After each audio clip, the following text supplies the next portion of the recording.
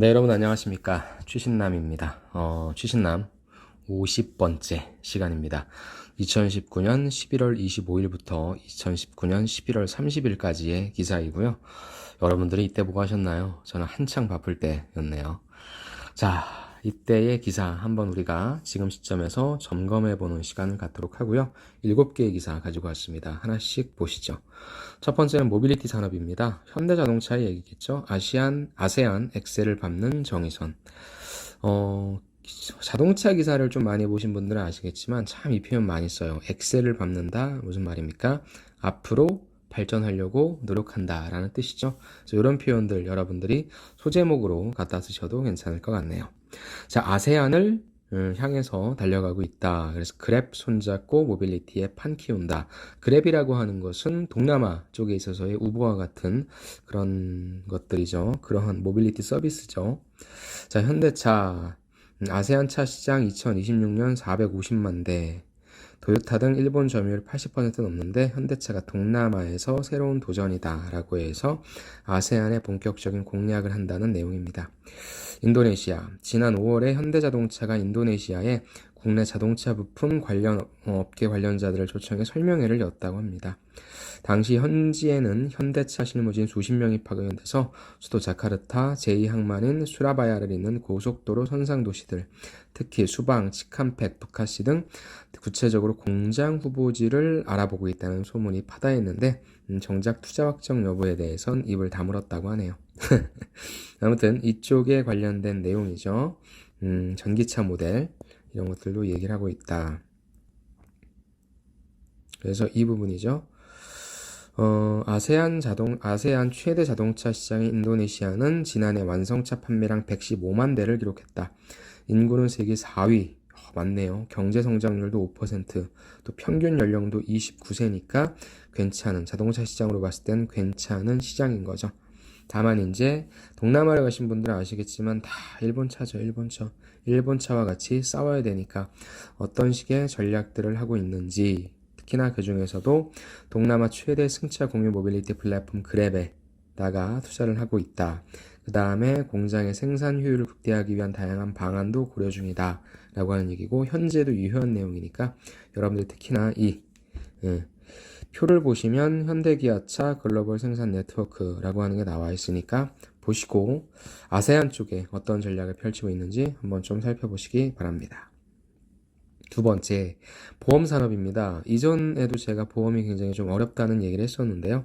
보험 산업이 어떤 식으로 갈지, 특히나 이제 판매 쪽에 있어서의 플랫폼이 변형될 텐데, 설계사 판매는 고작 연 4% 늘었는데 온라인 판매는 30% 질주한다. 역시 이것도 금융, 은행처럼 어떻게 됩니까? 대면보다는 비대면으로 많이 갈 것 같습니다. 혁신 속도가 더딘 기존 보험사들, 금융사들이 좀 이런 거에 좀 더딘 것 같아요. 치매라든지 펫보험 등 베끼기 급급하다. 왜 그러냐면 CEO 임기가 짧아서 단기 성과에 집착할 수밖에 없기 때문이다. 상반기 영업비는 7% 늘어서 7.8조. 토스라든지 카카오페이라든지 네이버라든지 송금과 결제 서비스 갖춘 IT 기업이 비대면 선호하는 2030 세대를 공략한다. 고객 맞춤 미니보험 차별화. 그래서 백척간두의 선 보험산업, 보험에 닥친 디지털 공습 내용입니다. 그래서 보험업에 뛰어든 IT 기업들 토스, 그 다음에 카카오페이, 뱅크샐러드, 네이버 파이낸셜 해서 기존에 이제 여러분들이 이 영상을 보시는 취준생이신 여러분들이 사회생활을 하시면서는 제가 있었던 뭐 삼성화재, 뭐 현대해상, 뭐 동부화재 이런 것들이 아니라 먼저 검토하는 거는 이런 회사들이 될 것 같습니다. 실제 저도 자동차 보험에 이제 뭐 가입하려고 하는 게 캐롯인가요? 요걸 이제 가입하려고 해요. 싸거든요. 그리고 쉽거든요. 그래서 이런 디지털적인 빅뱅이 일어나면서 보험업계들도 약간의 좀 변혁이 좀 일어나지 않을까, 그런 내용을 좀 생각할 수 있을 것 같습니다. 디지털 바람이 거세게 불고 있다. 송금 자산관리 이런 것만 제공하던 핀테크 업체들이 가장 어렵다는 보험 시장에서 도전을 선언하는 것이다. 대면 영업이 필요한 보험 산업과 비대면을 선호하는 틈바구니를 이들 핀테크 업체가 잘 공략하고 있다. 반면에 기존 보험업체들은 아직도 제살 깎아먹기라고 하는 전략을 펼치고 있다라고 하는데, 일단 이게 여러분들의 세대에 맞는 특성이다라고 얘기하고 있는 거고요. 어떤 면에 있어서의 장점을 갖고 있고 어떤 면에 있어서의 기존 것들은 좀 반성을 해야 되는지 관련된 내용이니까, 보험 산업 지원하시려고 하는 분들, 또 금융이라고 하는 걸 전체적으로 보고 싶으신 분들은, 아니면 디지털이라고 하는 관점에서 산업을 조망하고 싶으신 분들은 좀 봐주시면 좋을 것 같네요. 다음에 은행 산업입니다. 장 보러 은행 갈까? 자, 이건 무슨 말이냐. 은행이 앞서 말한 비대면이 강화하면서 기존의 오프라인 점포들이 좀 약화되고 있는 건 사실인데, 오프라인 점포를 그러면 없앨 거냐? 그건 말도 안 되죠. 그래서 예전부터 제가 추신남에서도 말씀드렸지만, 기존에 있는 오프라인 점포를 어떤 식으로 이용할 건지에 대한 활용 방안이란 게 당연히 나오겠죠. 그래서 그 중에 하나, 두 개가 나온 겁니다. 카페형, 마트형이요, 이제 드라이브 스루까지 은행 영업점의 진화라고 얘기를 하네요. 자, 은행이 휴대전화 사업을 한다? 이거는 국민은행, 리브모바일 관련된 내용인 거죠. 그래서 리브모바일, 금융과 통신의 결합으로 시장의 주목을 한몸에 받고 있다.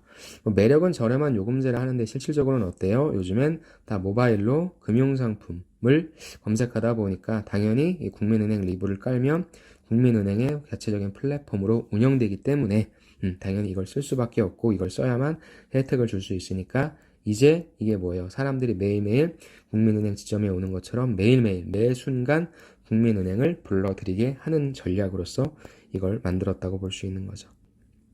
요거 보면 되겠네요. KB국민은행은 LGU 플러스망 빌려서 알뜰폰 사업하고, KB하나은행은 SK텔링크를 통해서 전용 요금제, NH농협은행, 우리은행 등 각각이 그죠? 고객 접점 확대를 위해서 어떤 식으로 움직일 건지, 그 다음에 뭐예요? 오프라인 매장들도 여기 나와 있는 것처럼 지점과 카페를 결합한 이런 내용들도 같이 진행을 하고 있다라는 내용입니다. 그래서 앞으로 은행들의 도전은 줄을 이을 것으로 전망된다. 저금리 시대에 소비자의 눈높이에 맞게 변화하지 않으면 생존이 위태롭기 때문이다. 그쵸. 고객들이 핀테크로 옮겨가면서 기존 금융회사에 대한 의존도는 당연히 약해질 것이고, 다른 사업자와의 제휴, 다른 서비스 차별화 등을 통해 고객을 묶어두려는 락인 전략이 필요한 시기다. 자, 여러분들 은행 많이 지원하실 텐데, 저는 은행, 자체적인 은행도 지원하는 건 좋지만, 아까 우리가 앞서 보았던 그런 테크핀 업체들 들어가시는 게 앞으로는 훨씬 나을 것 같습니다. 물론 경력을 지금 단계에선 많이 뽑겠지만요. 다음에 트렌드 볼게요. 아주 싸거나 아니면 비싸거나, 외식 유통업계 극과 극 마케팅이라고 얘기합니다. 자, 이 편 한번 보시고요. 초저가 아니면 초고가다. 내년 사업계획을 짜는 올해죠. 백화점 업계의 화두다. 주요 점포는 럭셔리 브랜드 매장, 그죠? 명품. 나머지 점포는 아울렛처럼 변화시켜서 중저가 상품을 판매하겠다는 계획을 짠 곳도 있다. 고급 쇼핑 채널의 대명사인 백화점이 전에 없는 길을 가는 것이다. 왜? 애매한 가격은 안 된다. 자, 백화점에서 중간 가격대 핸드백, 여성 패션은 침체야. 신세계 백화점에서 핸드백은 매출이 줄었고 여성 패션은 매출이 감소해서, 반면에 럭셔리는 올라갔거든. 그러니까 럭셔리에 집중하자라는 거죠. 이런 소비 양극화 경향에 유통, 패션, 외식 등도 초저가와 고가 상품에 집중하고 있다. 스타벅스, 커피빈, 폴버셋 등 고급 커피 브랜드 아메리카노 가격은 5,000원. 반면에 1,000원 미만의 아메리카노도 늘고 있다는 거죠. 자, 가격이 워낙 저렴하다 보니 단골 손님뿐만 아니라 새로운 고객 진입도 많아졌다라고 하는 거고요. 2만원 내외가 많던 치킨 역시 1만원 미만 가격대가 빠르게 늘고 있다. 치킨은 제가 매주 시켜 먹는데 사실 뭐예요? 싼 것들을 시켜 먹기는 쉽진 않아요. 양도 너무 작고. 그래서 여기서 얘기하는 건 뭐 롯데마트, 이마트 이런 거잖아요. 그래서 이건 약간 좀 거리감이 있는 것 같네요. 또 패션 업계 가볼까요? 패션 업계는 온라인 전용 브랜드 등을 새로 만드는 방식으로 역시 가격대도 낮추고 있다라는 내용입니다. 그래서 지금 소비 트렌드는 무엇입니까? 아주 싸거나 비싸거나의 극과 극이다 라고 하는 관점으로 우리가 좀 지켜봐야 되겠네요. 자, 다음에 5번째. 이젠 브랜드보다 뭐 땡땡땡땡땡 문제를 함께 고민한다 라는 내용입니다. 그래서 이것도 많이 말씀드렸죠. 이젠 브랜드보다도 공감과 사회적 문제를 함께 고민하자. 특히 롯데라고 하는 그룹에서 얘기를 했네요. 유명 브랜드만 보유해서는 안정적인 성장을 기대할 수 없고 고객과 사이로부터 좋은 기업이라는 공감을 얻어야 된다. 이 좋은 기업이라고 하는 것에는 굉장히 많은 의미가 내포되어 있겠네요. 자, 롯데그룹이 진행한 2019 롯데 마케팅 포럼에서는 공감이라고 하는 것이 핵심 메시지로 떠올랐다는 것입니다. 자, 이 행사의 올해 주제는 empathy, 공감이었는데요. 국정농단 사태, 일본 불매운동 등으로 롯데의 이미지가 좀 많이 실추됐기 때문에 이를 타파하기 위한 고객과의 공감 형성이라고 하는 부분인데 쉽지는 않은 것 같습니다. 오케이. 그럼 단순히 이걸 뭐 롯데 걸로 보기보다는 여러분들이 특히나 마케터를 지원하시는 분들은 이런 부분들도 같이 요즘 고객들은 이런 관점으로도 그룹과 기업과를 평가하기 때문에 그런 관점으로도 봐야 된다라고 하는 내용을 좀 말씀드리고 싶네요. 다음에 6번째, 펫산업이죠. 펫산업. 새롭게 성장하고 있는 시장이죠. 연 15% 성장한다고 하네요. 반려동물 진단키트에 53억 투자 늘렸다. 펫테크를 주도하는 스타트업. 1인 가구 늘면서 나홀로 펫 늘고 있죠. AI 결합한 돌봄 기기도 일단 등장하고 있다고 하네요. 동물의 운동을 시켜주고 간식 주는 펫 피트니스 1만 대 넘게 팔리고 배설물 자동 처리하는 기술도 나오고 반려동물 전용 택시 서비스, 수면 패턴을 분석하는 침대도 나온다고 합니다. 3조 시장의 페코노미. 이 정도면은 이제 뭐 HMR 여기에 거의 육박한다라고 볼 수 있거든요. 어마어마한 시장인 거죠. 첫 번째 단락만 좀 볼게요. 반려동물 산업 트렌드는 크게 기존 제품을 고급화한다. 아니면 새로운 제품을 개발하는 걸로 나뉜다. 고급화는 반려동물 지위가 높아짐에 따라 이들이 소비하는 사료, 용품, 의료 서비스들을 상당한 수준까지 끌어올리는 움직임이고 반려동물에게 생식을 먹이고 사료도 휴먼 그레이드 수준으로 높이는 것이 대표적 사례다. 이러한 트렌드는 기존의 제품이나 서비스를 공급했던 대기업들이 주도하고 있는 거고요. 첫 번째. 두 번째는 스타트업이 주도하고 있는 것, 바로 신제품 개발이다. 신제품은 주인들의 편의를 높이는 방향에 초점이 맞춰져 있다. 주인이 외출한 사이 반려동물을 대신 돌보는 AI 로봇, 이건 이번 삼성전자에도 나왔었죠. 반려동물 배설물을 자동으로 치우는 스마트 화장실이 주요 사례다.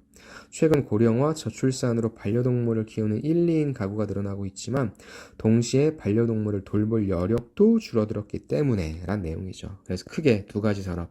첫 번째는 고급화, 두 번째는 무엇입니까? 신제품. 이쪽은 대기업군, 이쪽은 스타트업군이다 라는 관점을 여러분들이 보시면 괜찮겠네요. 그래서 시장 규모가 3조라고 합니다. 어마어마한 시장이죠. 더 늘어날 겁니다. 더 늘어날 거예요. 증가. 자, 요 관점으로도 한번 좀 산업, 특히 식품 쪽 지원하시는 분들은 좀 보셔도 괜찮겠네요. 마지막입니다. 트렌드, 밀레니얼 취향 저격, 사내 비밀 조직단 떴다 라고 얘기해서 자, 이색 맥주집, 레트로 오락실, 불금, 핫플레이스는 우리가 제일 잘 알고 좋아한다. 롯데쇼핑이 2030 직원들 새 실험한다. 밀레니얼 트렌드를 알자라고 해서 올 3월부터 MTT를 도입한다. 했다. 젊은 직원을 12명 선발해 석 달씩 핫한 현장을 탐방합니다.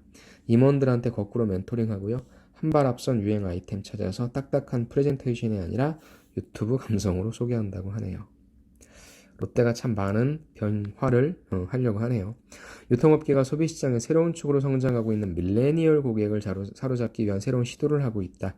오프라인 시장 매장보다는 전자상거래가 익숙해지고 있는 젊은 세대들이 다시 백화점을 찾을 수 있도록 방법이 무엇인지 알아내기 위해 그들의 눈높이에 맞춰서 해답을 찾으려고 하는데 밀레니얼 트렌드 테이블도 MTT도 그 중에 하나다. 이것은 롯데가 다양한 커뮤니케이션 채널을 확대하기 위해 시도한 조직문화 혁신의 일환이고 3월부터 시행했는데 롯백에서 근무하는 만 24세부터 39세 직원을 연구원으로 선발해 3개월간 경영진한테 알아보고 젊은 문화를 전수하는 멘토 역할을 한다고 하네요. 그래서 밀레니얼 세대가 선호하는 상품, 공간을 직접 경험하고 현업에 적용시켜서 미래 쇼핑 공간을 만들 대비를 하고 있다라는 그런 내용입니다. 그래서 어디를 갔는지 등에 관련된 그런 것들도 나오고 있고요. 여러분들한테 이런 과제를 좀 주어줄 수도 있겠네요. 그렇죠? 당신이 만약에 MTT 멤버라고 한다면 어디를 가서 어떤 내용들을 전해서 그것을 우리 롯데백화점에 어떻게 적용시킬 것인지에 관련된 뭐 그런 부분들도 찾을 수 있겠네요. 그래서 한번 쭉 보시고요. 유튜브에 있다라고 하니까 유튜브에 내놓는다 하니까 유튜브 뭐 검색해서 여러분들 보실 수도 있겠네요. 그래서 좀 감을 얻으시기 바랍니다. 중요한 거는 기존의 백화점이 아니라 젊은 세대들이 좋아하는 밀레니얼 세대들이 좋아하는 백화점은 어떤 형태의 모습일지 여러분들이 제안할 수 있어야 할 것 같고요. 단순히 이거 그럼 롯데백화점뿐만 아니라 신세계도 현대도 다양한 유통 채널에다가 적용시킬 수 있으니까 꼭 한 번쯤 보시는 것만으로도 도움 받으실 수 있을 것 같습니다. 이렇게 7가지 기사를 봤는데 모빌리티에 관련된 부분, 금융에 관련된 부분, 트렌드에 관련된 부분, 새롭게 성장하고 있는 산업, 그리고 역시 마지막으로 트렌드에 대해서 봤습니다. 관련된 기사들은 여러분들 좀 꼼꼼하게 읽어보시고요. 특히나 요 디지털 변혁이라고 하는 부분과 트렌드에 대해서는 꼭 꼼꼼하게 챙기셔서 올해 지원하실 때에도 사용하시기 바랍니다. 자, 그러면 저는 다음 시간에 또 찾아뵙도록 하겠습니다. 수고 많으셨습니다. 감사합니다.